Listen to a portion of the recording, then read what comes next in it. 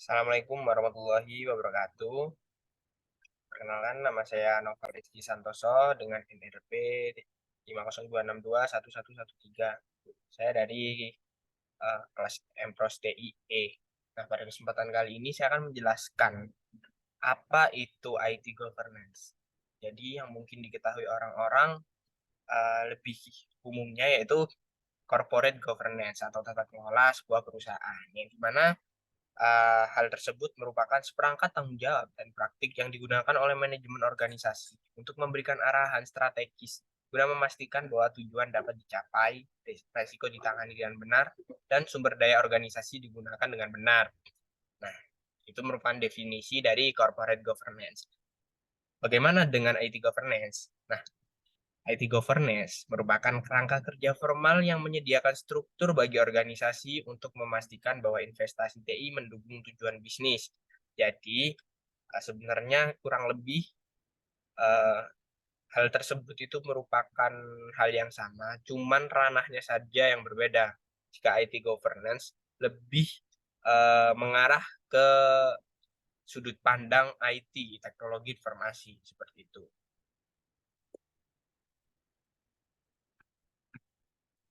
Nah, selanjutnya di sini ada perbedaan dari IT governance dan manajemen. Nah, dari definisinya sendiri, IT governance kan merupakan tata kelola, sedangkan manajemen ya manajemen. Nah, di sini bakal dijelaskan bahwasanya tata kelola. Di sini ada definisi dari fungsi tata kelola organisasi, yaitu bertanggung jawab untuk menentukan arah strategis. Sedangkan manajemen mengambil arah strategis tersebut dan menerjemahkannya ke dalam tindakan yang akan membawa organisasi lebih dekat untuk mencapai tujuan strategis.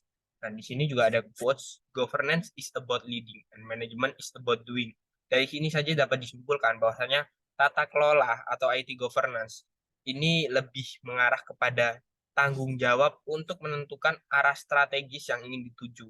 Sedangkan manajemen sendiri itu adalah tindakan dari strategis yang sudah ditentukan agar strategi tersebut dapat dilakukan untuk membawa organisasi atau sebuah instansi lebih dekat untuk mencapai tujuannya.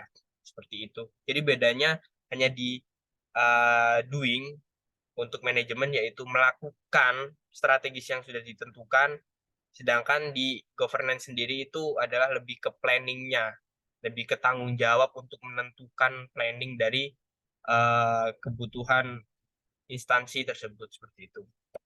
Nah, di sini juga ada beberapa definisi lain ya terkait IT governance. Yang pertama, IT governance ini bisa dibilang sebuah metodologi fleksibel yang bisa dimodifikasi oleh sang pengguna atau stakeholder agar dapat mendapatkan hasil yang sesuai diinginkan oleh stakeholder atau uh, pengguna tersebut gitu.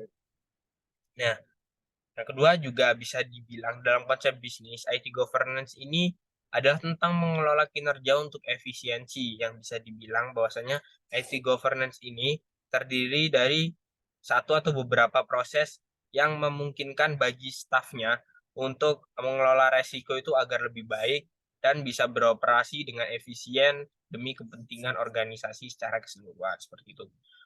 Kemudian pada dasarnya IT governance ini menyediakan struktur untuk menyelaraskan strategi TI dengan strategi bisnis.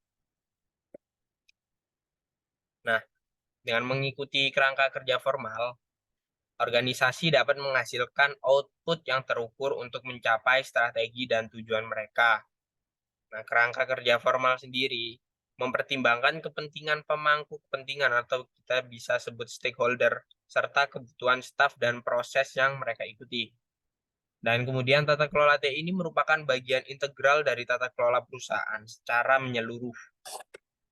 Nah, di sini diberitahu bahwasanya kenapa kenapa IT governance atau kenapa kenapa harus menggunakan IT governance. Yang pertama, IT governance ini dapat mengintegrasikan antara fokus bisnis dan juga manajemen TI.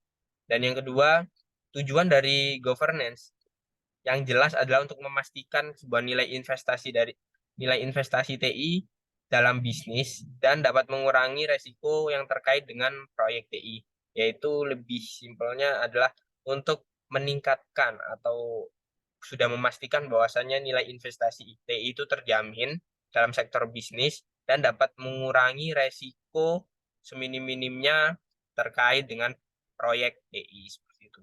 Di sini juga ada compliance, bisnis atau IT alignment, project execution, dan security yang semuanya sudah terregulasi oleh berbagai macam badan badan yang sangat terjamin seperti itu ya.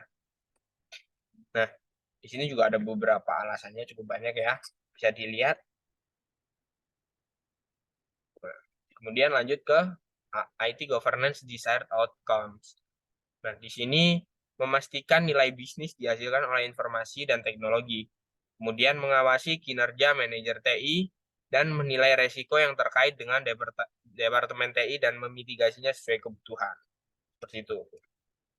Nah, di sini ada yang namanya IT Governance Framework, yang dimana IT Governance Framework ini terdiri dari 5 fokus area. Yang pertama ada Strategic Alignment, Value Delivery, Risk Management, Resource Management, dan Performance Assurance. Nah, untuk definisinya sendiri, IT Governance Framework adalah peta jalan yang mendefinisikan metode yang digunakan oleh organisasi untuk menerapkan, mengelola, dan melaporkan tata kelola TI dalam organisasi. Nah, di sini terdapat sebuah flow dari salah satu fokus dari IT governance, yaitu strategic alignment. Nah, di sini ada dua aspek ya, aspek eksternal dan internal yang di setiap bagiannya terdapat sebuah domain, yaitu domain bisnis dan juga IT domain. Nah, bisa dilihat sebagaimana berikut flow-nya.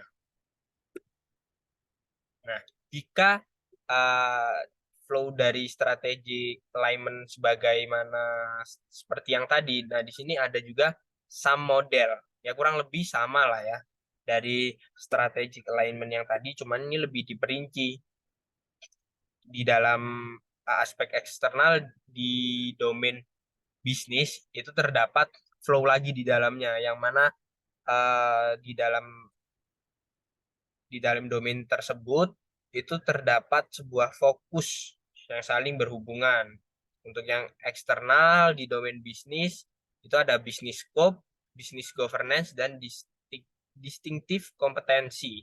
Dan di IT strategi di aspek eksternal ada teknologi scope, IT governance, systemic competence.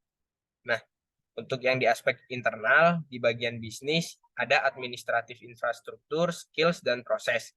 Dan di domain information teknologi, di sini ada arsitektur, skills, dan proses. Seperti itu. Dan di sini ada penjelasan lebih lanjutnya. Untuk yang strategi bisnis, nah di sini ada business scope, yang dimana business scope ini berfokus pada tipe atau jenis organisasi, peran organisasi dalam menentukan kompetensi, nilai, dan isi organisasi tersebut. Seperti itu. Dan untuk kompetensi khusus atau distinctive kompetensi, ini meliputi keahlian khusus yang dimiliki organisasi, sejauh mana organisasi mampu melakukan yang terbaik dalam memberikan layanan kepada penggunanya. Domain ini mencakup strategi untuk meningkatkan kepuasan pengguna layanan, fokus pada kualitas, serta penciptaan jalur distribusi layanan.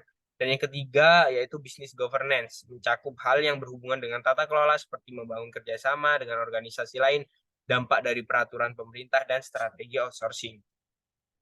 Nah, untuk domain selanjutnya yaitu strategi TI, di mana fokus pertama yaitu teknologi scope, berfokus pada teknologi dengan aplikasi utama yang dimiliki organisasi yang seharusnya tersedia sesuai dengan kebutuhan TI.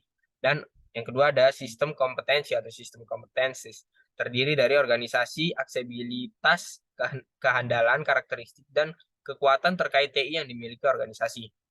Kemudian yang ketiga yaitu IT governance, meliputi keputusan untuk membeli atau membuat aplikasi, menentukan prioritas aplikasi dan sistem informasi, serta kemungkinan untuk melakukan kerjasama atau outsourcing. Nah, kemudian ada domain infrastruktur administratif. Yang pertama ada infrastruktur administratif atau administratif infrastruktur, meliputi struktur organisasi, tanggung jawab, dan peran dalam organisasi.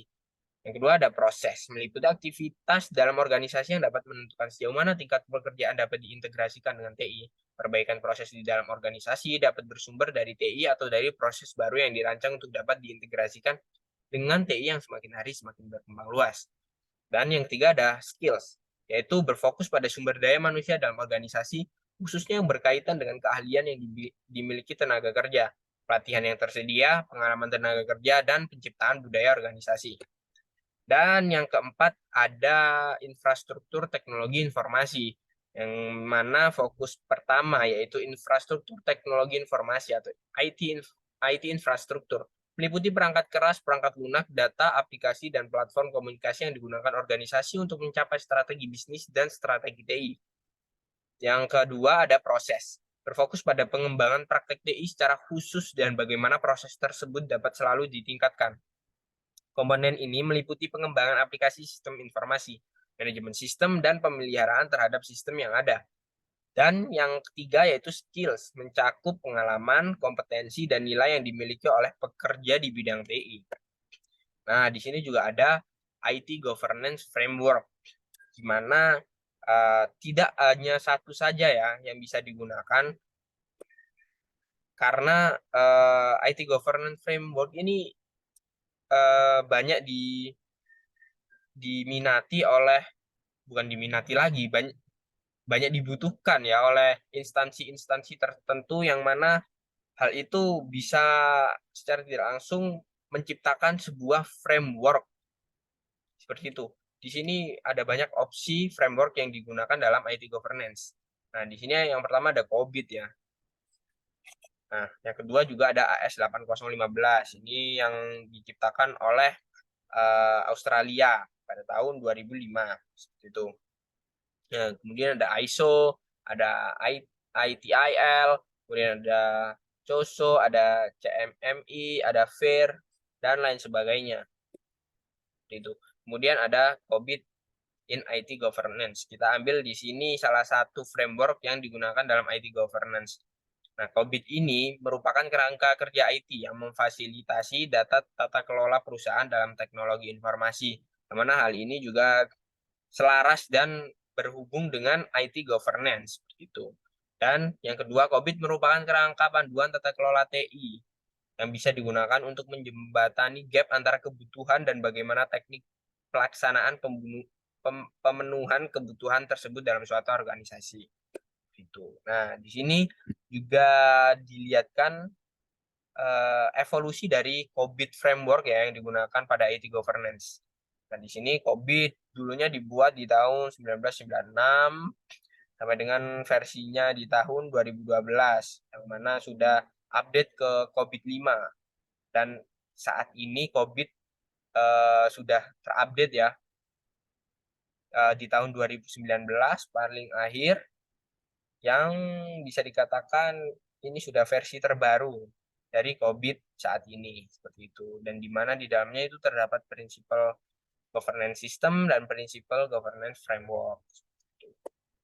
Nah, di sini juga ada prinsip dari COBIT 5 yang mana yang di dalamnya itu terdapat prinsip kebenaran umum yang di dalamnya juga terdapat komponen-komponen diantaranya yaitu membantu menentukan keputusan yang tepat di keadaan yang ada, sebuah pedoman yang memberikan indikasi tentang apa yang harus dilakukan, tapi tidak bagaimana melakukannya.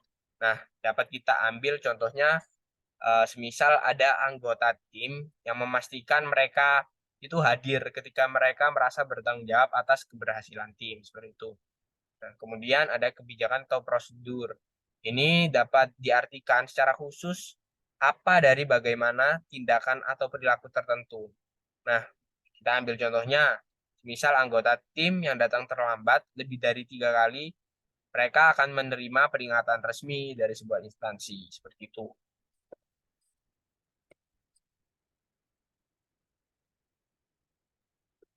Nah, mungkin cukup sekian ya penjelasan saya terkait IT governance dan framework-framework yang ada di dalamnya. itu. Apabila ada salah kata dari saya, mohon maaf ya sebesar-besarnya. Sekali lagi saya ucapkan terima kasih banyak. Wassalamualaikum warahmatullahi wabarakatuh.